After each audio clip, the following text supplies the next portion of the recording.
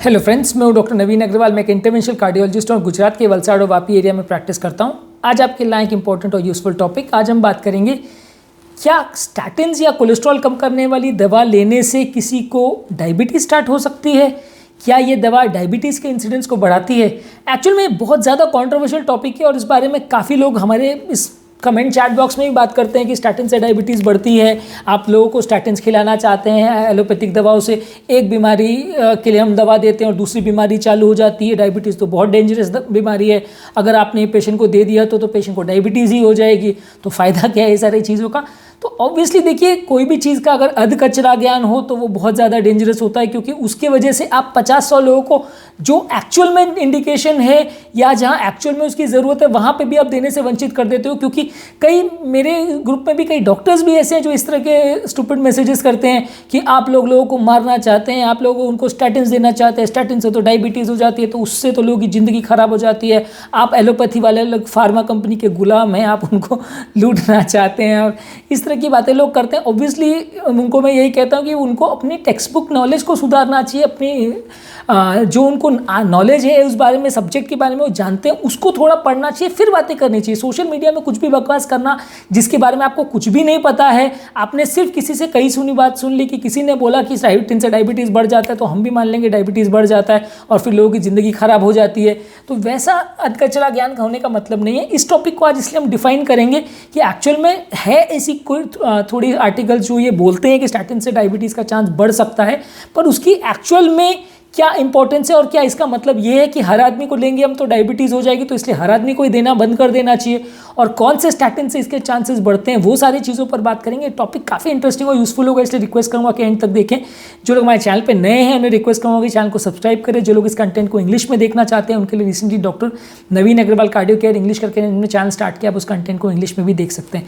यदि आपकी कोई कमेंट्स, क्वेरी, सजेशंस है या कोई और टॉपिक्स पर आप चाहते हैं वीडियोज़ बनाएं या कोई पेशेंट रिलेटेड क्वेरीज को आप चाहते हैं आंसर करें, तो वो भी आप कमेंट सेक्शन में बता सकते हैं, हम उन्हें सॉर्ट आउट करने का प्रयास करेंगे। आज का टॉपिक है स्टैटिन्स का चांस डायबिटीज़ बढ़ाने में, क्या रोल है स्टैटिन्स का, उस बारे में बात करेंगे। देखिए, ये थोड़ा सा क्लियर कट हाइपोथेसिस नहीं है कि स्टैटिन्स किस तरह से बॉडी के मेटाबॉलिज्म को अफेक्ट करते हैं जिससे लोगों को डायबिटीज़ हो जाती है। कुछ कंट्रोवर्शियल हाइपोथेसिस ज़रूर है पर वो थियोरेटिकल है, उनमें आज ज़्यादा नहीं जाएंगे। पर हाँ, ये बात फैक्ट है कि कुछ पेशेंट्स में डायबिटीज़ बढ़ने का चांस हो जाता है स्टैटिन से, पर इसका इंसिडेंस काफ़ी कम है। इसका सबसे बड़ा एविडेंस है जुपिटर ट्रायल, जो एक बड़ी रैंडमाइज ट्रायल थी। इस ट्रायल ने शो किया था कि 4 साल तक अगर पेशेंट को हम स्टैटिन देते हैं तो कंपैरेटिव एनालिसिस में इंसिडेंस स्टैटिन से डायबिटीज़ होने का स्टैटिन वाले ग्रुप में 27% ज़्यादा था। अब 27% सुन के लोग का दिमाग ऐसा हो जाता है कि 27% बढ़ गया डायबिटीज़, मतलब तो कितनी बड़ी बात हो गई कि इसका मतलब वो ऐसे बोलेंगे कि 100 लोग को दिया तो 27% लोग को डायबिटीज़ हो जाएगी। ये कंप्लीटली गलत है। ये रिलेटिव रिस्क की बात हो रही है। ये क्या थी ये स्टडी? एक प्रोस्पेक्टिव स्टडी थी जिसमें लोगों को फॉलोअप किया 4 साल तक और देखा कि लोगों का क्या बेनिफिट रहता है, रिस्क रहता है, कितने लोग मरते हैं, कितने लोग बचते हैं। तो उन्होंने कंपैरेटिव एनालिसिस में ये पाया कि ये 20,000 लोगों को हमने एनालाइज किया तो इसमें 400 लोगों को डायबिटीज़ हुआ, इसमें 360 लोगों को डायबिटीज़ हुआ या 350 को हुआ। तो कंपैरेटिव एनालिसिस में 27% का इंक्रीमेंट मिला। यानी अगर आप एक्चुअल नंबर्स में कैलकुलेट करते हो तो 100 लोगों को आप देते हो तो 0.6% इंक्रीज मिल रहा है डायबिटीज़ होने का चांस। प्री डायबिटिक रेंज में लोगों के आने का चांस या डायबिटीज़ के वर्सन होने का चांस 0.6% लोगों में मिलता है। यानी कि 200 में से एक आदमी को अंदाज ऐसा हो सकता है कि स्टैटिन वर्सन करे। अब स्टैटिन का एडवांटेज कितना है, मोर्टालिटी बेनिफिट और ये सारी चीज़ें लगभग 10 से 20% जैसी है। यानी कि 100 लोग को आप देते हो तो मृत्यु दर लगभग 10 से 20% तक आप इसमें कम कर सकते हो। और ऑब्वियसली डायबिटीज़ का मतलब ऐसा तो नहीं है कि हर आदमी जिसको डायबिटीज़ हो गया वो मर ही जाएगा, वैसा नहीं है। हाँ, डायबिटीज़ एक डेंजरस बीमारी ज़रूर है, लेकिन आप उसको मोर्टालिटी से इक्वेट नहीं कर सकते। मोर्टालिटी बिल्कुल अलग चीज़ होगी, क्योंकि मोर्टालिटी मतलब एंड स्टेज ही हो गया। डायबिटीज़ का मतलब ये है कि 10-20 साल 25 साल तो जिएगा, तकलीफ होगी तो बाकी चीज़ों से कंट्रोल कर सकते हैं। तो डायबिटीज़ होने का चांस 0.6% बढ़ता है स्टैटिन से, ये एक ट्रायल में शो हुआ है। लेकिन ज़्यादातर गाइडलाइंस अभी भी यही कहती हैं कि इतना ज़्यादा बेनिफिट्स है स्टैटिन को देने से, इतना ज़्यादा उससे ओवरऑल बाकी सब प्रॉब्लम्स कम होते हैं, कोलेस्ट्रॉल रिलेटेड प्रॉब्लम्स वगैरह कम होती है। तो ये 0.6% जो अगर रिस्क है भी वो चीज़ों को हम इग्नोर कर सकते हैं। और ये 0.6% जो इंक्रीज देखा भी गया है वो ज़्यादातर उम्र दराज पेशेंट में देखा गया और वो पेशेंट्स में देखा गया जिन्होंने lifestyle modification modification properly follow नहीं करी थी, यानी जिन लोगों ने प्रॉपरली एक्सरसाइज वगैरह नहीं की थी, तो ये प्रॉबली थोड़ा इंसिडेंटल फाइंडिंग भी हो सकता है क्योंकि एक स्टडी में ऐसा आया, बहुत ज़्यादा सिग्निफिकेंट डिफरेंस नहीं मिल रहा है। अगर मिल भी रहा है तो वो लोगों ने जिन्होंने लाइफस्टाइल मॉडिफिकेशन अगर प्रॉपरली नहीं की उनमें ज़्यादा मिल रहा है। इसका मतलब ये है कि अगर आप पेशेंट को ज़्यादा इंकरेजमेंट करो कि अपना रेगुलर बेसिस पे मॉनिटरिंग करे, रेगुलर बेसिस पे वजन कंट्रोल करे, बाकी सब चीज़ों का ध्यान दे, तो शायद ये 0.6% के रिस्क को भी आप कम कर सकते हो। एक और बड़ी मेटा एनालिसिस थी जिसने ये शो किया था कि एब्सोल्यूट रिस्क अगर स्टैटिन देने से, ये जो 0.6% का डेटा मैंने बोला ये जुपिटर ट्रायल का डेटा था। एक दूसरी और स्टडी हुई थी उसमें ये डेटा उन्होंने 0.2% बोला, यानी उससे भी 1/3 0.2% लोगों का, यानी कि आप 1000 लोगों को देते हो तो 2 लोगों को डायबिटीज़ होने का चांस बढ़ सकता है स्टैटिन से। पर ऑब्वियसली मृत्यु दर कम से कम उसमें कई गुना फर्क पड़ जाता है। 100 लोग को आप या 1000 लोग को आप स्टैटिन देते हो तो कम से कम 100 लोग की जान बचाने में मदद करता है। तो मोर्टालिटी बेनिफिट लगभग 10% है। बाकी सब बीमारियां, कोलेस्ट्रॉल रिलेटेड बीमारियां, मेटाबॉलिक सिंड्रोम्स, बहुत सारी चीज़ों में वो बहुत ज़्यादा बेनिफिशियल है। तो अगर 0.2% इंक्रीज रिस्क हो भी गया तो उसे थोड़ा सा इग्नोर कर सकते हैं। इसके अलावा एक लैंसेट में पब्लिश 2010 का एक मेटा एनालिसिस था जिसने इस चीज़ को एनालाइज किया था, जिसमें 13 स्टैटिन बेस्ड ट्रायल्स में 91,000 पेशेंट्स को एनालाइज किया गया था। इसमें यह पाया गया था कि 4,278 यानी 4278 पार्टिसिपेंट्स को डायबिटीज़ हुई थी, जिसमें कि 2,226 लोग जिनको स्टैटिन दिया गया था और 2,052 लोग को स्टैटिन नहीं दिया गया था, यानी कंट्रोल ग्रुप में थे। तो यानी कंपेरेटिवली जो इंसिडेंस स्टैटिन का था वो 1,00,000 लोगों में 100 लोगों का लगभग डिफरेंस आया, जो कि बहुत ज़्यादा सिग्निफिकेंट नहीं है। 4 साल तक इनको दिया गया। तो कंपेरेटिव एनालिसिस में इन्होंने ये पाया कि रिलेटिव रिस्क जो है स्टैटिन से जो बढ़ने का चांस है वो लगभग 9% जाता है। रिलेटिव रिस्क की बात कर रहा हूँ, एब्सोल्यूट रिस्क की नहीं बात नहीं कर रहा हूँ। एब्सोल्यूट रिस्क 0.2% है, रिलेटिव रिस्क 9% है। इस मेटा एनालिसिस में पाया गया था। जुपिटर ट्रायल में जो 27% बोला था, इस मेटा एनालिसिस में 9% बोला है। जुपिटर ट्रायल में जो एब्सोल्यूट रिस्क 0.6% बोला था, वो मेटा एनालिसिस में 0.2% बोला है। ठीक है, इसका एनालिसिस में ये पाया गया था कि स्टैटिन्स कितना कोलेस्ट्रॉल कम कर रहे हैं उससे ज़्यादा फर्क नहीं पड़ता, और कितना बेसलाइन पेशेंट का वजन है उससे इस बात को फर्क नहीं पड़ता। ज़्यादातर ओल्डर पेशेंट्स में ये देखा गया था। और इस स्टैटिन ट्रायल में इन्होंने ये कंक्लूड किया था मेटा एनालिसिस में कि 255 पेशेंट्स को अगर हम देते हैं स्टैटिन तो उसमें एक केस को डायबिटीज़ होने का चांस है अगर 4 साल तक वो कंटिन्यूस स्टैटिन लेता है तो। ऑब्वियसली थोड़ा कॉज ऑफ कंसर्न ज़रूर है, लेकिन ये इतना बड़ा कंसर्न नहीं है कि आप उसके लिए किसी भी पेशेंट को स्टैटिन देना बंद कर दें। डायबिटीज़ होने का जो एब्सोल्यूट टर्म्स में रिस्क है वो काफ़ी कम है, इसलिए गाइडलाइंस ये कहती है कि एज ऑफ नाउ कोई क्लियर रिकमेंडेशन नहीं है कि किसी भी पेशेंट को जिसको स्टैटिन की ज़रूरत है उसको स्टैटिन ना दे, क्योंकि जो बेनिफिट वो कॉज कर रहा है वो कई गुना ज़्यादा है, जो रिस्क वो कॉज कर रहा है वो कई गुना कम है। तो अगर पेशेंट को एक्चुअल में ज़रूरत है तो स्टैटिन देना चाहिए। तो उसमें आपकी एक्चुअल प्रैक्टिस पैटर्न पर कोई फ़र्क नहीं पड़ना चाहिए। और जो ये कह रहे हैं कि स्टैटिन से लोग डायबिटीज़ बन जाएंगे और मर जाएंगे और ये हो जाएगा, वो कंपैरेटिवली गलत है। हाँ, 0.2% रिस्क ज़रूर है, पर दुनिया में देखिए ऐसी कोई भी दवा नहीं है जिसमें जीरो साइड इफेक्ट हो, चाहे कोई भी पैथी हो, चाहे एलोपैथी, होम्योपैथी, आयुर्वेदिक, कोई भी पैथी हो। जीरो रिस्क किसी में भी नहीं होता, थोड़ा बहुत रिस्क हर चीज़ में होता है। किसी में कम रिस्क होता है, किसी में ज़्यादा रिस्क होता है। डायबिटीज़ एक डिजीज़ है जो कि अगर आप प्रॉपर लाइफस्टाइल मॉडिफिकेशन अगर करते हैं तो रिवर्स की जा सकती है। प्रॉपरली अगर आप मॉनिटर वर्क करें तो वो 0.2% रिस्क को भी आप निगेट कर सकते हैं, क्योंकि ये ट्रायल में उस चीज़ के लिए प्रॉपरली स्टेप्स नहीं लिए गए थे। तो वो थोड़ा बहुत अगर आप उसको और ज़्यादा ध्यान देंगे, और ज़्यादा मॉनिटरिंग करेंगे, और ज़्यादा पेशेंट को फॉलोअप करेंगे शुगर के पॉइंट ऑफ व्यू, तो आप उस चीज़ को उसको बचा भी सकते हैं। एक और बड़ी ट्रायल आई थी जो कि 2010 में विलियम बेकर की स्टडी थी, जो diabetes research and clinical practice इस जर्नल में पब्लिश हुई थी। ये ट्रायल में इन्होंने एनालिसिस किया था कि कौन सी स्टैटिन है जो एक्चुअल में मेटाबॉलिज्म को अफेक्ट कर रही है। उन्होंने ये पाया था कि जो प्रावास्टैटिन है उसका रोल कंपैरेटिवली ज़्यादा है। जो इंडिया में बिकने वाले रोजुवास्टैटिन और अटोरवास्टैटिन है वो कंपैरेटिवली न्यूट्रल है। और जो शुगर मेटाबॉलिज्म पे या शुगर की असेसमेंट की जो ट्रायल्स थी, या पेशेंट का इंसुलिन सेंसिटिविटी को जो होमा IR करके एक मैकेनिज्म होता है उससे चेक करते हैं कि पेशेंट का इंसुलिन सेंसिटिविटी में कितना फ़र्क पड़ रहा है। तो इन्होंने ये पाया था कि प्रावास्टैटिन जो कि पहले ज़माने में जो अप्रूव्ड ट्रायल थी उसमें यूज़ हुई थी, काफ़ी पुरानी ट्रायल थी, उस टाइम पे ये स्टैटिन काफ़ी कॉमन था, लेकिन उन्होंने ये पाया था कि ये बॉडी के इन्फ्लेमेटरी मार्कर्स को बढ़ाता है। तो ये ट्रायल के बाद ये स्टैटिन को कंपैरेटिवली कम यूज़ करना चालू हो गया था, क्योंकि ये ट्रायल में जो स्टैटिन यूज़ हुआ था वो उसकी प्रॉपर्टीज़ थोड़ी अच्छी नहीं है। इंडिया में जो मार्केटिंग होती है वो ज़्यादातर अटोरवास्टैटिन और रोज़ुवास्टैटिन की होती है। इस मेटा एनालिसिस जिसमें लगभग 1100 पेशेंट्स को उन्होंने प्रॉपरली एनालाइज किया था और उन्होंने पाया था कि रोज़ुवास्टैटिन अटोरवास्टैटिन ये कंपेरेटिवली उनका इंसुलिन सेंसिटिविटी पे कोई सिग्निफिकेंट डिफरेंस नहीं है। इनफैक्ट कुछ कुछ मॉलिक्यूल्स ऐसे हैं जो इम्प्रूव भी करते हैं आपका इंसुलिन सेंसिटिविटी को।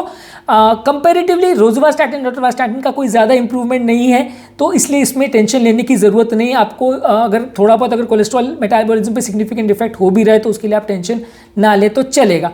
तो इसीलिए आज के टॉपिक का मेन उद्देश्य ये था कि आपको कोलेस्ट्रॉल मेटाबॉलिज्म पर अफेक्ट करने वाले स्टैटिन का डायबिटीज़ पर क्या असर होता है उस बारे में अगर आपको किसी ने बोला है या आप उसको लेके टेंशन में चिंतित है तो उसको टेंशन लेने का कोई ज़रूरत नहीं है। ज़्यादातर अपने यहाँ जो मार्केट होती है अटोरवास्टैटिन और रोज़ुवास्टैटिन उसमें सिग्निफिकेंट कोई इफेक्ट नहीं है और आपको इसके लिए परेशान होने की ज़रूरत नहीं है। रिस्क है भी तो बहुत ज़्यादा कम है, हज़ारों में से एक आध किसी को होता है, 0.2% चांस है, यानी कि 1000 लोगों को आप देते हैं तो 2 लोगों को इसमें हो सकता है डायबिटीज़, और वो भी अगर प्रॉपर्ली अगर आप कंट्रोल करें तो मैनेज किया जा सकता है, तो उसके लिए इतना टेंशन लेने की ज़रूरत नहीं है। और जिन लोगों को भी कोलेस्ट्रॉल मेटाबॉलिज्म के लिए स्टैटिन इंडिकेटेड है वहाँ पे डेफिनेटली इसको देने की ज़रूरत है।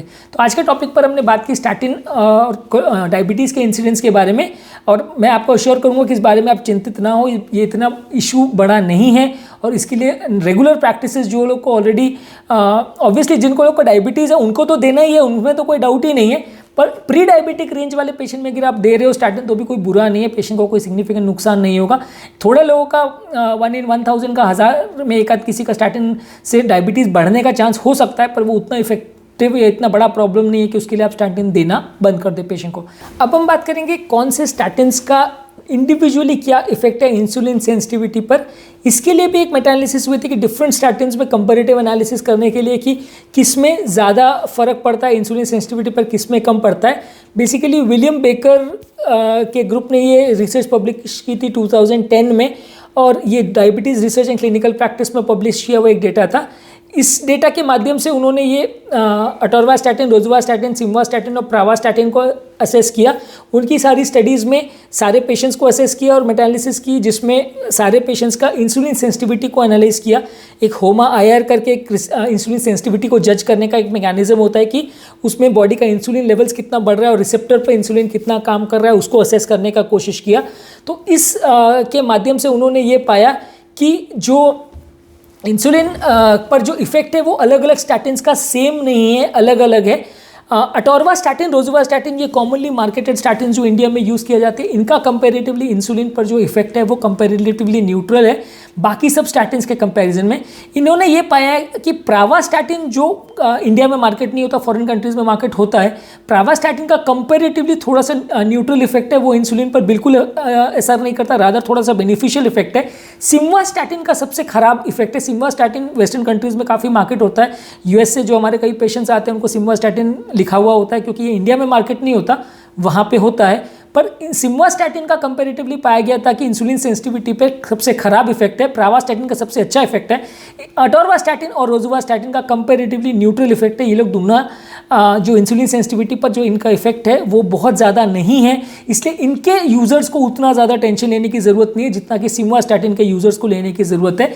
इसीलिए ये ट्रायल में कंपैरेटिव एनालिसिस में उन्होंने ये पाया कि प्रावास्टैटिन से इंसुलिन सेंसिटिविटी अच्छी हो रही है, सिम्वास्टैटिन से खराब हो रही है, अटोरवास्टैटिन, रोज़ुवास्टैटिन में न्यूट्रल इफेक्ट है। तो इनके यूज़र्स अगर ले भी रहे हैं तो उनको शायद अलग से कोई स्टडी करके सेपरेटली फिर से एनालाइज करने की ज़रूरत है कि उनमें कितना सेंसिटिविटी हो रही है, और अटोरवास्टैटिन, रोज़ुवास्टैटिन के कितने यूज़र्स में इंसुलिन सेंसिटिविटी कम हो रही है और उनको डायबिटीज़ हो रहा है, वो अलग से एसेस करने की ज़रूरत है। क्योंकि जिन मेटा एनालिसिस वगैरह की हमने बात की उसमें बहुत सारे तरह के स्टैटिन्स को यूज़ किया गया था। जुपिटर ट्रायल में रोज़ुवास्टैटिन को यूज़ किया गया था। तो किस पर्टिकुलर स्टैटिन का कितना इफेक्ट होगा इससे भी फ़र्क पड़ता है।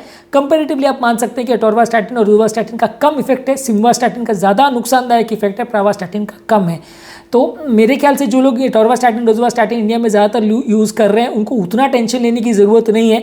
हालांकि एग्जैक्टली क्वांटिफाई करने के लिए कोई बहुत बड़ी एनालिसिस अवेलेबल नहीं है, मे बी इन फ्यूचर में आएगी तो मैं आपको ज़्यादा अच्छे से बता पाऊंगा कि कितना एक्चुअल में इफेक्ट है। पर अभी फिलहाल जो डेटा अवेलेबल है उसके हिसाब से ये दोनों को कंपेरेटिवली न्यूट्रल पाया गया था और बाकी स्टैटिन्स के कंपैरिजन में कम नुकसानदायक पाया गया था in terms of insulin sensitivity जो वो पेशेंट को करते हैं। तो इसलिए अगर डायबिटिक पेशेंट है उनको तो डेफिनेटली इससे कोई नुकसान है ही नहीं, क्योंकि वो ऑलरेडी अगर डायबिटीज़ हो गया है तो उसके शुगर लेवल्स पे और उनके टैबलेट्स वगैरह लेने पर बहुत ज़्यादा कोई फ़र्क वैसे भी नहीं पड़ने वाला। प्री डायबिटिक पेशेंट में या जिनको डायबिटीज़ स्टार्ट होने वाली है या जिनका ऑलरेडी रिस्क फैक्टर्स है लेकिन डायबिटीज़ नहीं हुए, उसी में एक थोड़ा सा कंसर्न है कि उनको स्टैटिन लेना है कि नहीं लेना है। मेरा ख्याल से या मेरा सजेशन ये है कि अगर किसी पेशेंट को डायबिटीज़ होने का बहुत ज़्यादा चांस है या प्री डायबिटिक है और उसमें कोलेस्ट्रॉल नॉर्मल है तो स्टैटिन मत दीजिए। अगर कोलेस्ट्रॉल हाई है और कोलेस्ट्रॉल सिग्निफिकेंटली हाई है, यूरोस्कोर के हिसाब से उसको रिस्क ज़्यादा है तो उसको दे सकते हैं, पर उसको रेगुलर बेसिस पे आप मॉनिटरिंग करते रहिए, क्योंकि रेगुलर बेस पे मॉनिटरिंग करेंगे तो वो जो थोड़ा बहुत भी इंसिडेंस अगर डायबिटीज़ का होता है तो आप उसको पकड़ सकते हैं।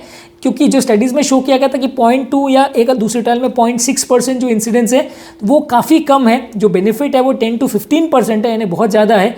तो इसलिए आपको उतना टेंशन लेने की ज़रूरत नहीं है। आप रेगुलर बेसिस पे चेकअप में रहिए, हर 2-4 महीने में अपने फास्टिंग शुगर और पोस्टपैंडल शुगर्स कराते रहिए। अगर उसमें कुछ सिग्निफिकेंट डॉक्टर को गड़बड़ी मिलती है तो वो चेंज कर सकते हैं, पर फ्रैंकली स्टैटिन से अच्छा कोई खास मॉलिक्यूल अवेलेबल भी नहीं है जो कि कोलेस्ट्रॉल लेवल्स को मिनिमम साइड इफेक्ट्स के साथ कंट्रोल कर सके। बाकी सब मॉलिक्यूल्स में उल्टा उससे कंपेरेटिवली ज़्यादा ही साइड इफेक्ट्स हैं। तो इसीलिए आज के डेट में कोई भी गाइडलाइंस ये नहीं रिकमेंड करती है कि इनके अलावा कोई दूसरा स्टैटिन यूज़ करें या डायबिटिक पेशेंट में स्टैटिन नहीं यूज़ करें। उल्टा गाइडलाइंस ये रिकमेंड करती है कि डायबिटिक पेशेंट में और ज़्यादा अग्रेसिवली स्टैटिन को यूज़ करें, क्योंकि उसमें बेनिफिट कंपेरेटिवली ज़्यादा है। अगर फ्यूचर में इस बारे में और कोई डेटा अवेलेबल होता है तो हम उसे डिस्कस कर सकते हैं, पर एज ऑफ नाउ गाइडलाइंस ये कहती है कि किसी भी पेशेंट को डायबिटीज़ ऑनसेट के पॉइंट ऑफ व्यू से स्टैटिन से डरने की ज़रूरत नहीं है, उसे लेना है, क्योंकि बेनिफिट्स कई गुना ज़्यादा हैं एज कम्पेयर टू जो रिस्क है। देखिए, दुनिया में किसी भी मॉलिक्यूल में जीरो रिस्क तो नहीं होता, हर मॉलिक्यूल में थोड़ा कम थोड़ा ज़्यादा रिस्क होता है। चाहे कोई भी पैथी की मेडिसिन हो, होम्योपैथिक, आयुर्वेदिक, एलोपैथिक, कुछ भी हो, सब में जीरो साइड इफेक्ट वाली तो कोई मेडिसिन नहीं होती, सब में थोड़ा बहुत रिस्क तो होता है। जितना कम जितना ज़्यादा रिस्क हो उस हिसाब से आपको उसको मैनेज करना पड़ता है। मेरे हिसाब से आज के डेट में अगर कोई पेशेंट डायबिटीज़ किससे डर के अगर स्टैटिन को ले रहा है तो वो नहीं ले रहा है तो वो अपना ही नुकसान कर रहा है, क्योंकि ऐसी कोई गाइडलाइंस की रिकमेंडेशन नहीं है और ऐसा इसके बारे में कोई हाई तौबा मचाने की भी ज़रूरत नहीं है कि हाय राम लोगों को स्टैटिन से डायबिटीज़ हो जाएगा और लोग मर जाएंगे और ये हो जाएगा वो हो जाएगा। डेटा बहुत थोड़ा सा अवेलेबल है और ज़्यादातर डेटा जो है वो नेगेटिव है, बहुत कम है, और उसके लिए इतना टेंशन लेने की ज़रूरत नहीं है। आज के टॉपिक में हमने स्टैटिन का रोल डायबिटीज़ ऑनसेट पर जो होता है उस बारे में बात की। होपफुली ये कॉन्सेप्ट अगर आपको कोई भी डाउट्स थे तो वो क्लियर हो गया होगा। यदि फिर भी आपकी कोई कमेंट्स, क्वेरी, सजेशंस है या कोई और नया चीज़ आपके पास अवेलेबल है जो आप इस बारे में डिस्कस करना चाहते हैं या कोई और टॉपिक से हिसाब से आप कुछ डिस्कस करना चाहते हैं या कोई पेशेंट रिलेटेड क्वेरीज भी अगर आप डिस्कस करना चाहते हैं तो नीचे कमेंट सेक्शन में उनके बारे में बोल सकते हैं। हम उन टॉपिक्स को एड्रेस करने का ज़रूर प्रयास करेंगे। अंत में मैं डॉक्टर नवीन अग्रवाल तहे दिल से आपका शुक्रिया अदा कहूँगा कि आपने इस टॉपिक को एंड तक देखा। जो लोग हमारे चैनल पे नए हैं उन्हें रिक्वेस्ट करूँगा कि चैनल को सब्सक्राइब करें। जो लोग इस कंटेंट को इंग्लिश में देखना चाहते हैं उनके लिए रिसेंटली डॉक्टर नवीन अग्रवाल कार्डियो केयर इंग्लिश करके हमने चैनल स्टार्ट किया है। आप उस कंटेंट को इंग्लिश में भी देख सकते हैं, उस कंटेंट को